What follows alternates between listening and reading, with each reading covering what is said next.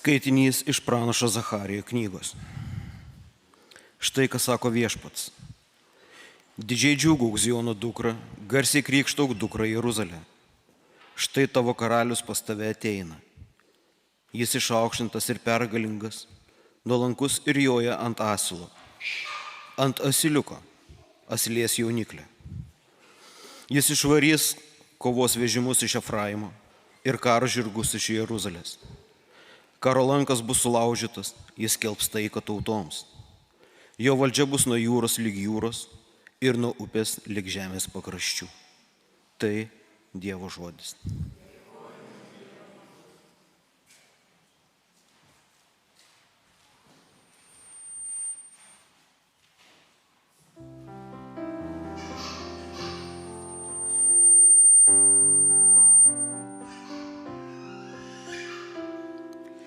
Garbinsiu tavo vardą per amžius.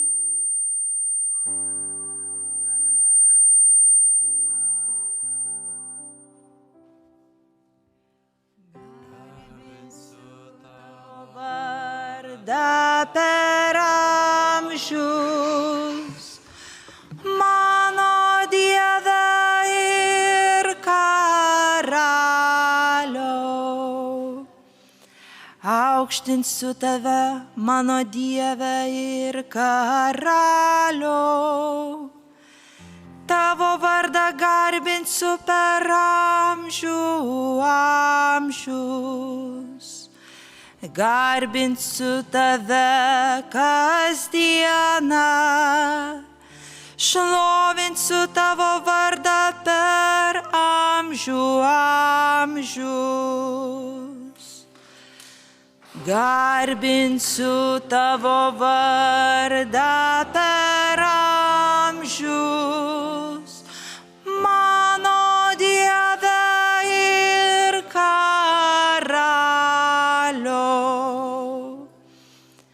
Viešpats atlaidus ir gailestingas, rūstaut negreitas ir pilnas gerumo. Geras kiekvienam yra Viešpats, visiems savo kūriniams gailestingas.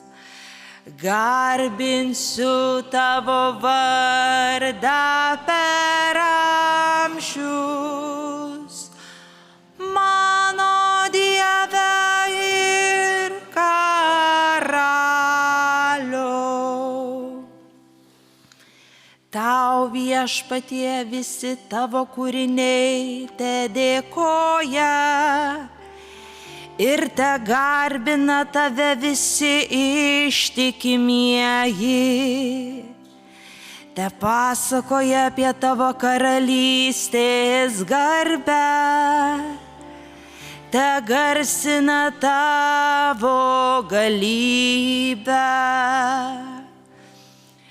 Garbinsiu tavo vardą per amžius, mano Dieve ir Karaliau.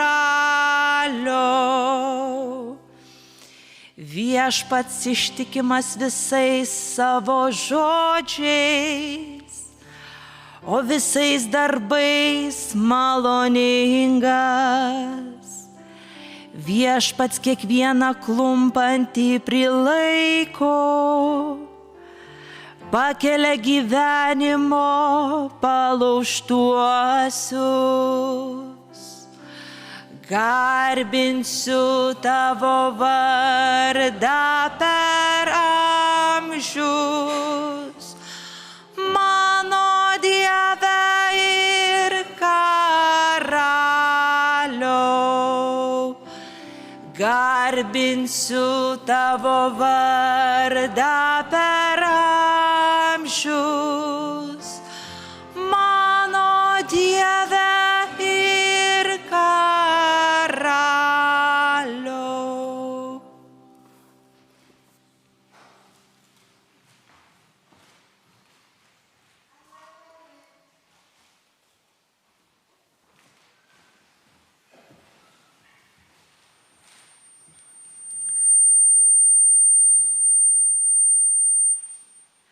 Skaitinys iš Šventojo Apaštalo Pauliaus laiško Romiečiams. Broliai ir seserys, jūs nesate kūniški, bet dvasiški, jei tik Dievo dvasia gyvena jumise. O kas neturi Kristaus dvasios, tas nėra jo. Jei jumise gyvena dvasia to, kuris Jėzų prikėlė iš numirusių, tai jis prikėlęs iš numirusių Kristų Jėzų atgaivins ir jūsų mirtinguosius kūnus savo dvasia, gyvenančią jumise. Taigi, broliai ir seserys, mes nesame skolingi kūnui, kad gyventume pagal kūną. Jeigu jūs gyvenate pagal kūną, mirsite, bet jei dvasia marinate kūniškus darbus, gyvensite. Tai Dievo žodis.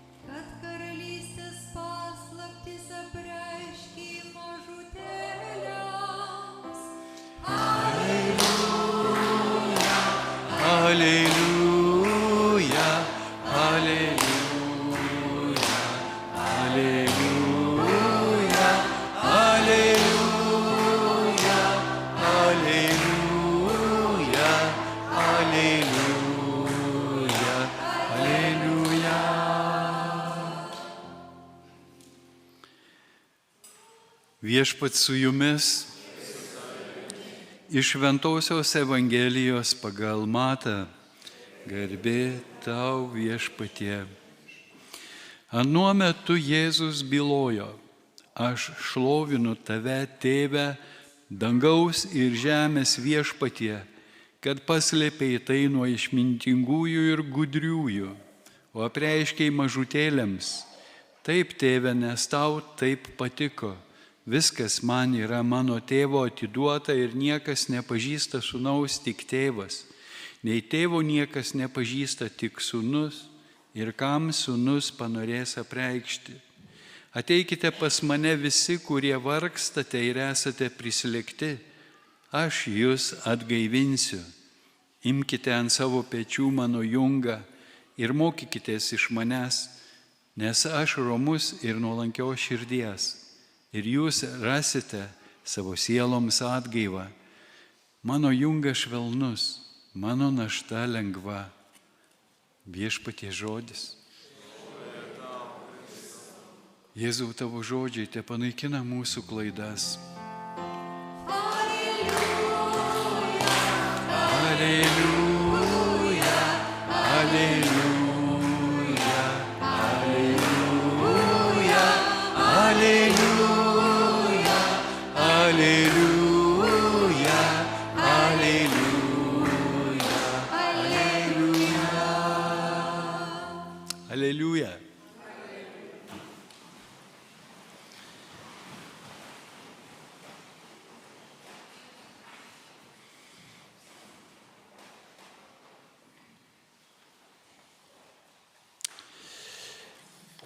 Kągi mums čia šiandien ištraukti iš tų tekstų, ką Viešpats nori mums pasakyti, kur tie lobiai čia šiandien paslėpti, dovanos mums skirtos. Šiandien pranašas Zacharijas, dvasios įkvėptas, kviečia Ziono dukrą Jeruzalę džiaugtis, garsiai krykštauk, dukra Jeruzalė, štai tavo karalius pas tave ateina, jis išaukštintas ir pergalingas, nuolankus ir joja ant asilo, ant asiliuko, asilės jauniklio. Mes tą vaizdą kažkur jau matėm paveikslėliuose, Jėzų jojant ant asiliuko. Ir iki šiol arabai, kai siūlo Jeruzalėj palengvinti piligrimams kelią, prajot su asiliuku, sako, Jesus taxi, $1, $1, Jesus taxi. Tai už $1 gali pasivažinėti. Ne, atsiprašau, už $1 gali nusifotografuoti su to taksi, o biški daugiau reikia pamokėti. Žiūrint, kur nori keliauti. Tai va, jeigu į Gundimo dykumą, tai kokį 10 reikės susimokėti. Jeruzalė kviečiama džiaugtis, krikštauti iš džiaugsmo ir motivacija, priežastis, kodėl turėtų Jeruzalė džiaugtis, yra karalius. Karalius, kuris štai joja ant asiliuko ir ne bet koks karalius, bet tas karalius, kuris išvarys kovos vežimus iš Efraimo ir karo žirgus iš Jeruzalės, karo lankas bus sulaužytas, jis skelbs taiką tautoms. Karalius, kuris skelbs taiką tautoms. Mes visi pavargę nuo karų, visi jaučiame pasekmes tų karų ir daugiau ar mažiau. Ir trokštame taikos ir patys bijome, kad neateitų pas mus karas, kad neatvažiuotų tie karo vežimai, tie žirgai, neatskristų tie drakonai. Žinot, modernus drakonai tai dronai, kurie mėto bombas arba paleidžia cheminį skystį ir viskas tirpsta aplinkui, sudega momentaliai, kaip pasakoj ir kaip ten jie vadinasi, Baba Jaga, tie dronai, kurie neša balionėlius su tokiu baisiu skysčiu ir kareiviai, rusų kareiviai ypatingai bijo šito ginklo, nes sudegina gyvą žmogų. Tai va, tai nenorėtumėm, kad pas mus tos baisybės atskristų, bombarduotų, degintų mūsų namus, mūsų žmonės. Visos tautos iš esmės trokšta, natūraliai trokšta ramybės, taikos. Bet kodėl vyksta karai? Kodėl vyksta karai? Dažniausiai iš pavydo, geidžiate ir negaunate, pavydite, dėl to kariaujate, sako Dievo žodis. Ir kur visa tai prasideda? Dažniausiai tai prasideda šeimoje, tarp vyrų ir moterų, tarp vyrų ir vyrų ir moterų. Būna daug pavydo ir viena iš tokių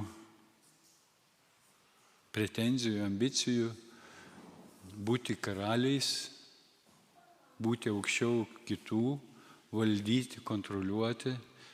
Kai kuriuos žmonės mes vadiname narcizais, kur jau labai ryškiai išreikštas tas egoizmas, tas savęs aukštinimas, tas gerėjimasis savimi ir pyktis, kad to grožio, to gėrio kitas nepastebi, neįvertina ir nirštam, reikalaudami dėmesio, adoracijos, su tokia dieviška pretenzija, o iš tikrųjų esame visi silpni, riboti, klystantis ir reikalingi gailestingumo.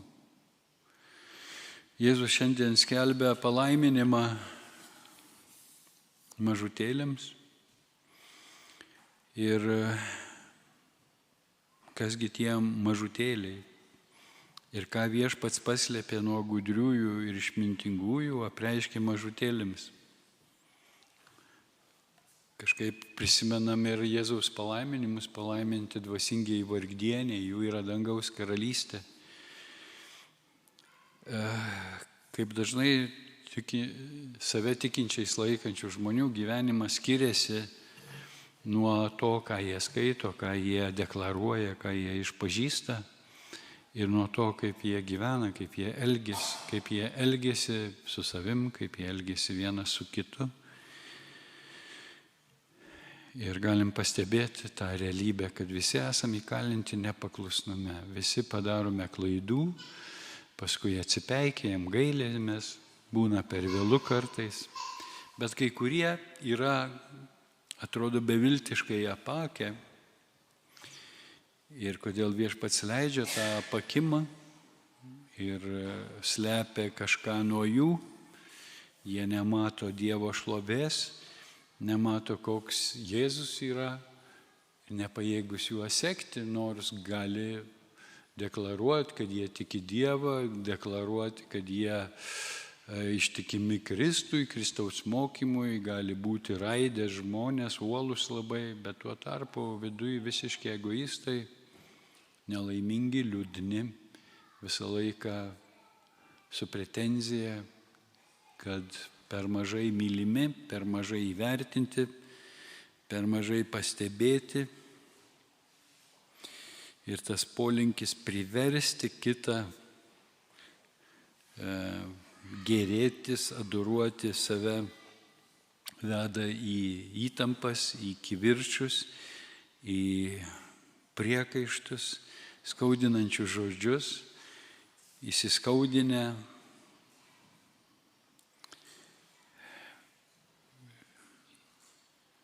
atsiskiriam vieni nuo kitų, vėliau ar anksčiau, kai susikaupia pakankamai daug tų nuoskaudų, išsilieja smurtu, psichologiniu ar fiziniu smurtu. Ir kodėl žmonės iki to daeina? Ką reiškia būti tuo mažutėliu?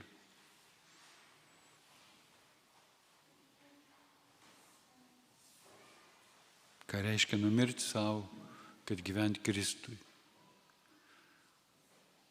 Jeigu aš turiu pretenzijų, kad kitas manęs negirdi, nemato, nesupranta, tai aš dar nesu numiręs. Nabaštininkas nereikalauja dėmesio savo.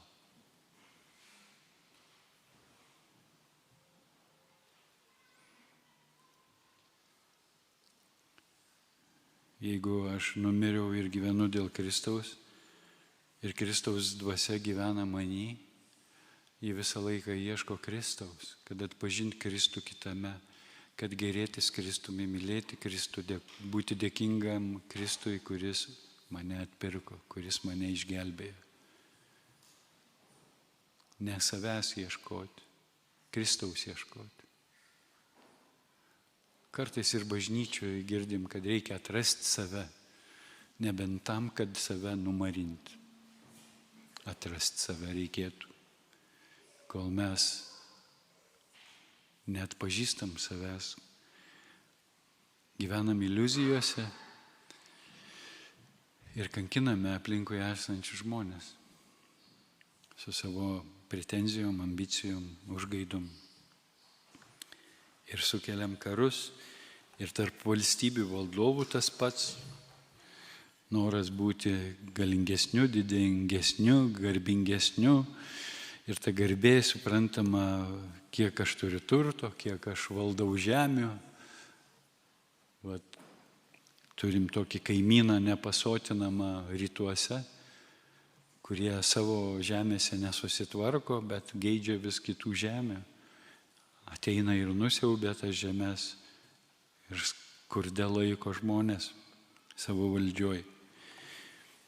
Jau mes turėjom tą patirtį, bet vis nepasimokom, vis žmonija nepasimoko, vis nauja ir nauja karta yra gundama arogancija, valdžia, kontrolė. Ir kiekvienas mes turim praeiti šitą išbandymą. Ir klausimas, ko mes siekiam. Jeigu mes siekiam teisingo tikslo, būtent pažinti Dievą, tai mes turėtume siekti to mažumo, būti mažesniu už visus kitus, kad kuo daugiau pažinčiau Dievą.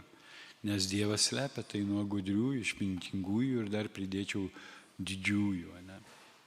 nes didieji visada jaučiasi gudrus, išmintingi.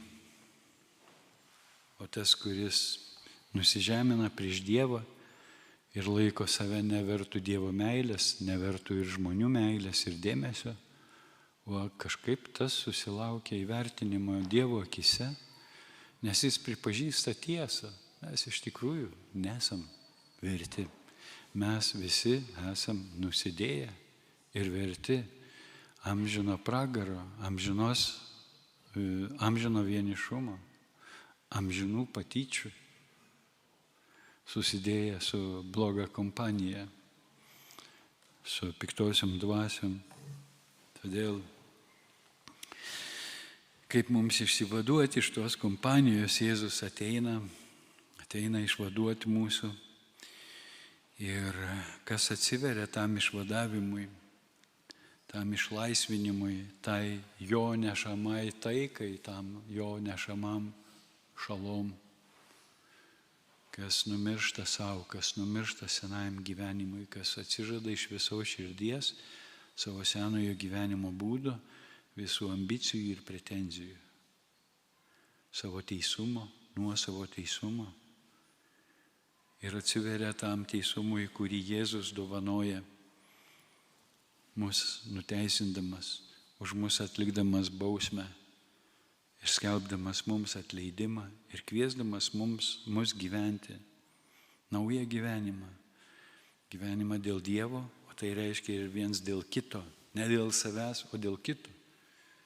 Nereikalaujant iš kito, kad jis man tarnautų, bet kad aš tarnaučiau. Kol tos pretenzijos, kad man tarnautų, neatsisakysim, nesam Kristaus dvasios, nesam Jėzaus mokiniai. Neturėkite iliuzijų.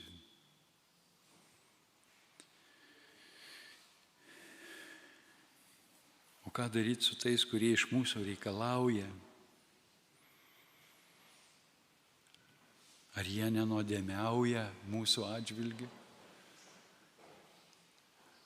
Toks, nežinau, jaunai kartai gal nelabai žinomas Antanas Maceina, toks filosofas, kažkurioje tai savo knygoje jaunystėje skaičiau pogrindinę, prisimenu dabar, kuri ten knyga buvo, bet labai įsirėžė man jo žodžiai, kas leidžia kitam nuodėmiauti savo atžvilgiu, tas nemyli to žmogaus, nemyli to artimo ir savotiškai tampa kaltas dėl jo nuodėmių, kad leidžia jam nuodėmiauti.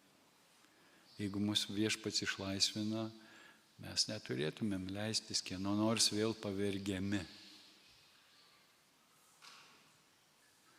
Ką reiškia, kas myli tėvą, motiną, žmoną, vaikus labiau už mane, nevertas manęs.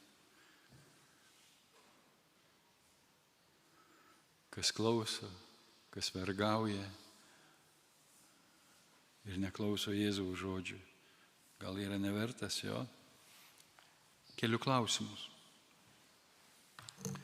Jeigu Jėzus išlaisvino, kaip mes turėtumėm branginti tą laisvę ir kaip mes turėtume rūpintis savimi, kad nebūtume vergvaldžiai, uzurpatoriai. Jėzus atėjo su patepimu, kad atneštų išlaisvinimą pavergtiesiems, prispaustiesiems. Ir aš priėmęs per krikštą tą patepimą, tą šventosios dvasios dovaną, šventąją dvasią, pačią šventąją dvasią, turėčiau nešti išlaisvinimą, turėčiau skubėti paleisti tuos, kuriuos esu galbūt pavergęs, uzurpavęs, kaip nors bandau kontroliuoti, valdyti ir keisti. Užimu jų gyvenime Dievo vietą, Kristaus vietą, gelbėtojo vietą. Kiek daug visokių turim pasakų, ypač antikinėse pasakose mane nustebino, kaip ryškus tas momentas yra, kaip žmonės įsijaučia į kito žmogaus gelbėjimą ir tuo pačiu sužlugdo kito žmogaus gyvenimą. Negirdėdami iš tikrųjų, o įsitikinę savo teisumu, patikėję savo įsivaizdavimais, baimėmis apie ateitį, gelbėja ir sugriauna gyvenimus. Nepalikdami vietos iš tikrųjų Dievui, netikėdami Dievo meilę ir panašiai. Ir nieko naujo visą tai randame ir krikščionių arba save vadinančių krikščionimis jų tarpe. Galim tai kiekvienas savyje atpažinti, kiekvienas, ko gero, esam patyrę ir pavydo, ir įsiskaudinimo, oi kiek tų įsiskaudinimų apsčiai. O kiekvienas įsiskaudinimas rodo, kad mes dar nenumirę savo, kad dar mumise labai gyva puikybė. Dar labai gyva puikybė, kuri trukdo mums priimti Dievo meilę, Dievo gailestingumą, Dievo išmintį.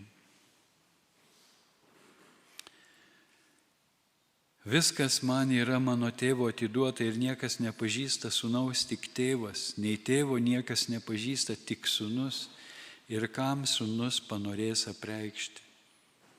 Ateikite pas mane visi, kurie vargstate ir esate prisilikti, aš jūs atgaivinsiu. Imkite ant savo pečių mano jungą ir mokykitės iš manęs, nes aš romus ir nuolankios širdies. Ir jūs rasite savo sieloms atgaivą. Mano jungas švelnus, mano našta lengva. Ateikite pas mane, kurie esate pavargę, prislėgti, kurie vargstate ir esate prislėgti, aš jūs atgaivinsiu. O Jėzau, kas nėra tarp mūsų pavargęs ir prislėgtas, visi ateinam pas jį, o įtikimės, kaip jis dabar atgaivins, duos Coca-Cola šaltos atsigerti ar ką, gal baržomę, kas ką mėgstat, kaip jis mus atgaivins. Gal mus apkabins ir paguos. Vargšelis, nusibaigęs. Mums taip reikia paguodos, įvertinimo. Nes mūsų niekas nesupranta, nemyli, mes niekam nereikalingi, vargstam, dirbam. O nieks nemato ir neįvertina.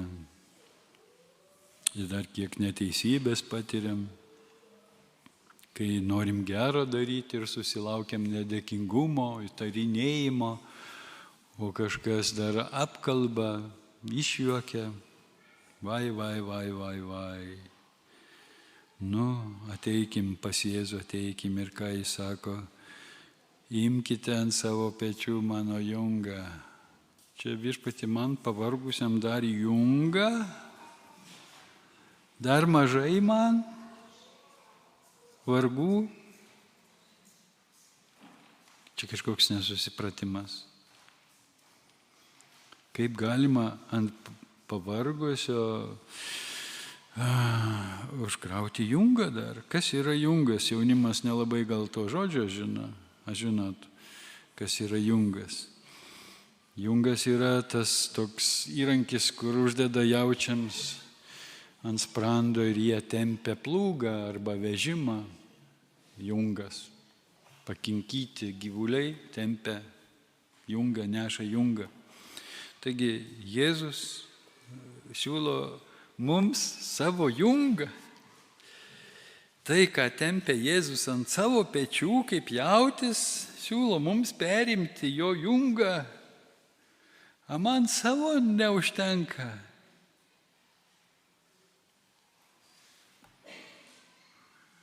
Ko mes čia nesuprantam? Čia Jėzus nusišneka jau.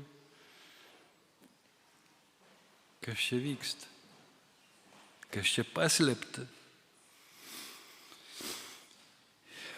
Imkite ant savo pečių mano jungą ir mokykitės iš manęs, nes aš romus ir nuolankios širdies. O gal tas jungas jo romumas ir nuolankumas?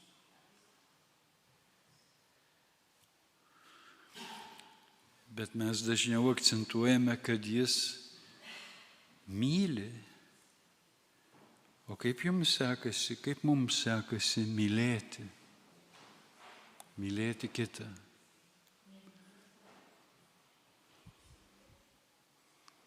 Nelengva, Ypač kai kitas daro viską, kad būtų neįmanoma mylėti. Ne, kitas daro, kad būtų, aš tai nedarau, aš tai viską darau, kad būčiau mylimas, bet visi kiti daro viską, kad būtų neįmanoma jų mylėti. Aš juk stengiuosi, aš norėčiau, bet jie tokie visi.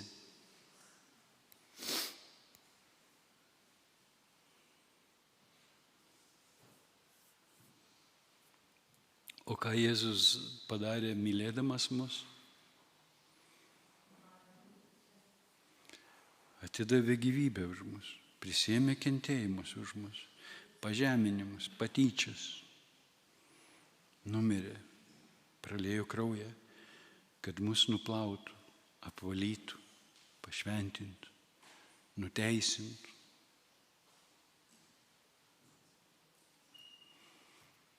Tai Jėzau siūlai man savo jungą, kad aš už kitus mirčiau, kad už kitus kraują liečiau, gyvybę atiduočiau, kitus nuteisinčiau, kitus laiminčiau. O kaip su manim? O kaip su mano teisėm? O kaip su mano noru būti mylimam? Ot paradoksas.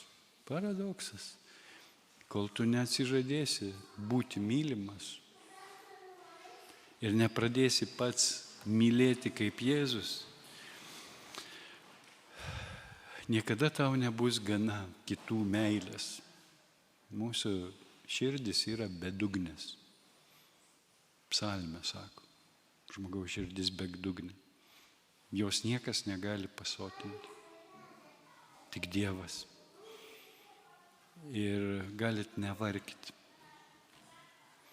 Neužpildysit kito žmogaus vienišumo, tuštumo ir niekada nebus gana. Visada bus per maža, visada bus įtarinėjimas, kad nemyli, o kažką kombinuoji, bandai įtikti. Meilė neįrodoma. Meilė patikima arba netikima meilė. Jos įrodyti negali. Nuo žmogaus priklauso, nuo jo nusistatymų.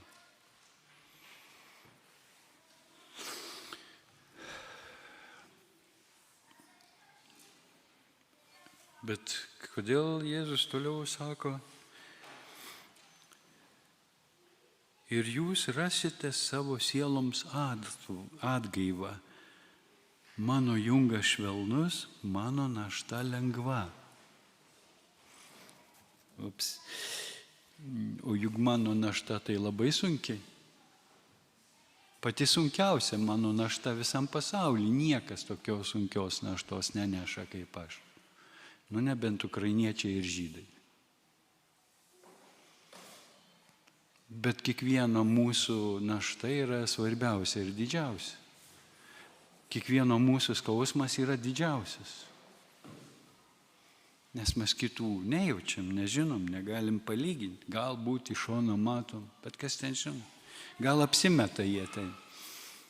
Verkia, rėkia garsiai. Benzino nėra, tai stradalina baisiausiai. Rusija panikuoja.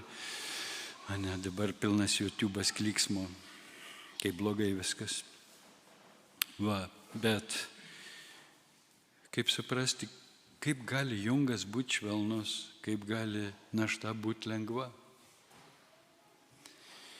Kai mes iš tikrųjų mylime ir tarnaujame mylėdami, galbūt net patiriam džiaugsmą, kad mylėdami galime būti su mylimu, tarnaudami jam, kad galime padaryti mylimą bent biškį laimingesnį, bent biškį jam sumažinti skausmą, kažką dėl jo padaryti.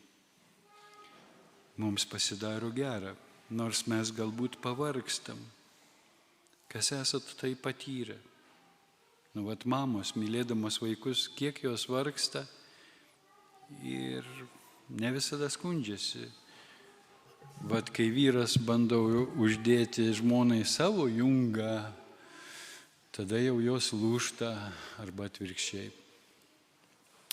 Bet kai mamos mylėdamas vaikus tarnauja vaikams, jos patiria ir džiaugsmą toj tarnystėje. Tai galbūt Jėzaus jungas yra meilė ir jeigu mes mylėdami kaip jis, jo meilę, nes meilės visokios būna, mums reikia mokytis iš jo mylėti, kaip jis myli. Ne taip, kaip mes suprantam, ne taip, kaip mes jaučiam, ne taip, kaip mes išmokyti gudriųjų ir išmintingųjų, bet mokantis iš jo, kaip jis myli. Ta meilė mylint galbūt našta pasidaro saldi, kaip Pranciškus sakė, kai tarnavo raupsuotiesiems. Pradžioje išlikštėjusi raupsuotaisiais, negalėdavo nei iš tolo jų matyti, kratydavosi, kaip sakant, alergiją turėjo raupsuotųjų atžvilgių. Bet kartą, kai jis akistaton susidūrė su raupsuotu ir atpažinęs jame Kristų, apkabino jį. O esu įsitikinęs, jis ne vieną pamokslą girdėjo, kad turime atpažinti Kristų raupsuotuose. Nes viduramžiais buvo daug raupsuotųjų, kurie gyveno už miesto, negalėjo pasirodyti mieste ir turėjo skambalą nešioti ir suplėšytus rūbus ir šaukti nešvarus, nešvarus kiekvienam besiartinančiam ir tik per atstumą priimti maistą, išmaldą. O čia Pranciškus jį apkabina, jį pasiekė žodis.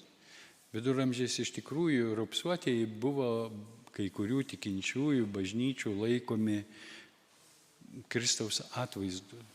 Jis buvo tarsi raupsuotas, taip smarkiai nuplaktas, jo kūnas sudraskytas, kaip raupsuotasis atrodė, visas sužalotas, visas kruvinas. Panašiai galbūt ir raupsuotieji atrodo kaip Kristus ant kryžiaus. Ir va, Pranciškus, kai peržengė save, kai apkabino raupsuotąjį ir pabučiavo jį kaip Kristų, jo širdis pasikeitė. Ir kaip jis pats liudija, tai kas buvo man šlykštu, tapo sielos saldybė. Ir jis pradėjo tarnauti raupsuotiesiems. Ir juo sekė ne vienas, jo brolis ir sesė Klara ir kitos seserys. Taip atsirado krikščioniška tarnystė, pirmoji ligoninė raupsuotiesiems. Žmonės pasikeitę, keisdavo pasaulį, patys pasikeitę. Kai mes bandome pasaulį keisti patys nesikeisdami, mes tą pasaulį griauname, žalojame, žeidžiame savo artimuosius. Taigi, melskimės, kad Viešpats mums iš tikrųjų suteiktų savo dvasios. Kas neturi Kristaus dvasios, sako šiandien apaštalas, nėra jo. Jei jumise gyvena dvasia to, kuris Jėzų prikėlė iš numirusių, tai jis prikėlęs iš numirusių Kristų Jėzų atgaivins ir jūsų mirtinguosius kūnus savo dvasia gyvenančią jumise. Taigi, broliai ir seserys, mes nesame skolingi kūnui, kad gyventume pagal kūną. Jei jūs gyvenate pagal kūną, mirsite, bet jei dvasia marinate kūniškus darbus, gyvensite. Dievo žodis. Ne mano, Dievo žodis. Dieve, padėk mums atpažinti kūno darbus, padėk mums numarinti tuos kūno darbus, kad mumise apsireikštų tavo dvasia, kad jie viešpatautų mumise ir darytų Kristaus darbus. Amen.